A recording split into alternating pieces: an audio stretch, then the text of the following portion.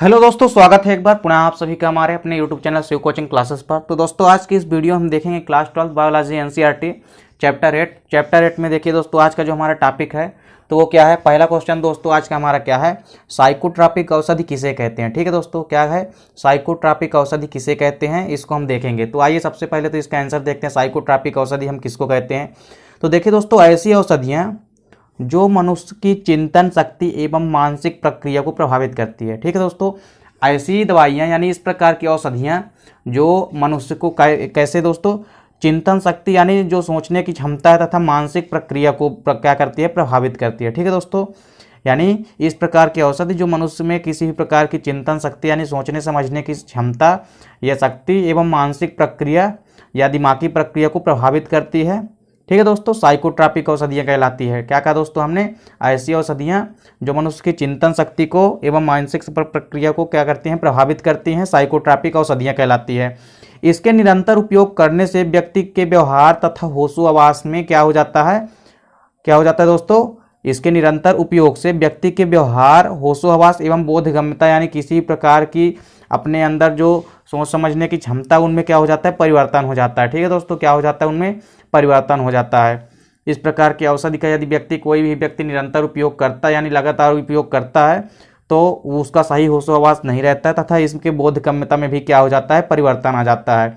अतः इन्हें मनोदशा परिवर्तक औषधि भी कहा जाता है। ठीक है दोस्तों, इसी कारण इसे क्या कहा जाता है, मनोदशा परिवर्तक औषधि भी कहा जाता है। ठीक है दोस्तों, इन औषधियों के लगातार सेवन से व्यक्ति उनका क्या हो जाता है, आदी हो जाता है। ठीक है दोस्तों, क्या कहा हमने कि इन औषधियों के लगातार सेवन से व्यक्ति इनका क्या हो जाता है, आदी हो जाता है। ठीक है दोस्तों, तो क्या होती है साइकोट्रॉपिक औषधि, ऐसी औषधियाँ जो मनुष्य की चिंतन शक्ति एवं मानसिक प्रक्रिया को प्रभावित करती है, ऐसी दवाइयाँ या औषधियाँ साइकोट्रॉपिक औषधि कहलाती है। ठीक है दोस्तों, इसके निरंतर उपयोग करने से व्यक्ति क्या हो जाता है, व्यक्ति के व्यवहार में तथा होशो-हवास एवं बोधगम्यता में परिवर्तन आ जाता है। ठीक है दोस्तों, अतः इन्हें मनोदशा परिवर्तक औषधि भी कहते हैं। इन औषधियों का लगातार यदि कोई भी व्यक्ति सेवन करता है तो उनका क्या हो जाता है, उनका आदी हो जाता है यानी उसकी लत लग जाती है उस चीज़ की। ठीक है दोस्तों, तो इस प्रकार से साइकोट्रॉपिक औषधि आपको याद करना है। देखिए दोस्तों, साइकोट्रॉपिक औषधि शॉर्टकट में पूछा जाता है, 2 या 3 नंबर के क्वेश्चन में आपसे आएंगे, साइकोट्रॉपिक औषधि क्या होती है, इसको समझाइए। ठीक है दोस्तों, तो इसको आपको समझाना है। अगला क्वेश्चन है दोस्तों हमारा आज का, सुजननकी किसे कहते हैं। ठीक है दोस्तों, सुजननकी या इसको इंग्लिश के अंदर क्या बोलते हैं, यूजेनिक्स बोलते हैं। ठीक है दोस्तों, तो यहाँ पे हम देखेंगे दोस्तों कि सुजननकी या यूजेनिक्स क्या होती है। तो देखिए दोस्तों, बेसिकली जो सुजननकी या यूजेनिक्स होती है, तो सुजननकी वह विधि है दोस्तों जिसके द्वारा भावी मानव पीढ़ी के आनुवांशिक आधार पर सुधारने का प्रयास किया जाता है। ठीक है दोस्तों, मानव पीढ़ी को इसमें क्या किया जाता है, सुधारने का प्रयास किया जाता है, वो भी किसके आधार पर, तो पीढ़ी दर पीढ़ी मानव के आनुवांशिक आधार पर क्या हो जाता है, इसको सुधारने का प्रयास किया जाता है इस सुजननकी के माध्यम के द्वारा।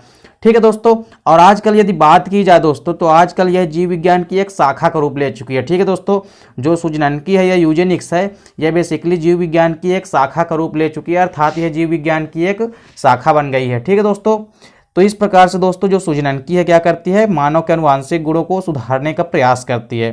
ठीक है दोस्तों, तथा पहले कार्य द्वारा शारीरिक एवं मानसिक रूप से स्वस्थ व्यक्तियों को प्रजनन के रूप में प्रोत्साहित किया जाता है। ठीक है दोस्तों, क्या कहा हमने कि सबसे पहले कार्य द्वारा, ठीक है दोस्तों, सुजननकी के कार्य द्वारा क्या किया जाता है बेसिकली, ठीक है दोस्तों, शारीरिक तथा मानसिक रूप से जो स्वस्थ व्यक्ति होते हैं तथा स्वस्थ व्यक्तियों को क्या करते हैं, स्वस्थ व्यक्तियों को प्रजनन के प्रोत्साहित किया जाता है। ठीक है दोस्तों, अर्थात प्रजनन के लिए इनको प्रोत्साहित किया जाता है ज़्यादा मात्रा में। ठीक है दोस्तों, और बेसिकली दोस्तों जो सुजननकी है तो सुजननकी का जनक हम सर फ्रांसिस एफ गाल्टन को कहते हैं। ठीक है दोस्तों, किनको कहते हैं, एफ गाल्टन को कहा जाता है।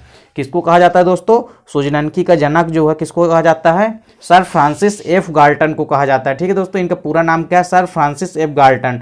ठीक है दोस्तों, तो इस प्रकार से दोस्तों सबसे पहले तो हमने क्या देखा, साइकोट्रॉपिक औषधियाँ क्या होती है तथा साथ ही साथ सुजननकी क्या होती है। साइकोट्रॉपिक औषधियाँ हमने क्या बताया दोस्तों आपको, कि ऐसी औषधियाँ जिसके लगातार सेवन करने से मनुष्य की चिंतन शक्ति और मानसिक शक्ति प्रभावित होती है। ठीक है, तथा सोचने समझने की क्षमता जो है नहीं रह जाती है और होशो-हवास में परिवर्तन आ जाता है। ठीक है दोस्तों, इन्हें हम मनोदशा परिवर्तक औषधि भी कहते हैं। और सुजननकी में हमने आपको क्या बताया दोस्तों कि सुजननकी ऐसी विधि है जिसके द्वारा भावी मानव पीढ़ी की आनुवांशिक अनुवांशिक आधार पर सुधारने का प्रयास किया जाता है। ठीक है दोस्तों, यानी मानव को अनुवांशिक आधार पर उनकी भावी पीढ़ियों को सुधारने का प्रयास करती है। ठीक है दोस्तों, और बेसिकली यदि आजकल देखें तो यह जीव विज्ञान की एक शाखा का रूप ले चुकी है। ठीक है दोस्तों, और ये पहले कार्य द्वारा क्या करती है, शारीरिक तथा मानसिक रूप से स्वस्थ व्यक्तियों को प्रजनन के लिए प्रोत्साहित करती है। ठीक है दोस्तों, तथा सुजननकी का जनक किसे कहा जाता है, एफ गाल्टन को कहा जाता है। ये भी क्वेश्चन दोस्तों, सुजननकी क्या होती है, ये भी 2 या 3 नंबर के क्वेश्चन में शार्ट क्वेश्चन यानी पूछा जाता है दोस्तों, तो इसको आप शार्ट आंसर के हिसाब से तैयार कीजिए। ठीक है दोस्तों, ये पेपर में अक्सर पूछे जाते हैं कि साइकोट्रॉपिक औषधि क्या होती है तथा सुजननकी क्या होती है, समझाइए। ठीक है दोस्तों, तो इसको आपसे अच्छे से तैयार करना है। तो दोस्तों उम्मीद करता हूं कि वीडियो आपको अच्छी लगी होगी। दोस्तों यदि वीडियो आपको अच्छी लगे तो लाइक और कमेंट करें, साथ ही साथ दोस्तों के बीच शेयर करें। मिलते हैं दोस्तों नेक्स्ट वीडियो में, तब तक के लिए जय हिंद, वंदे मातरम।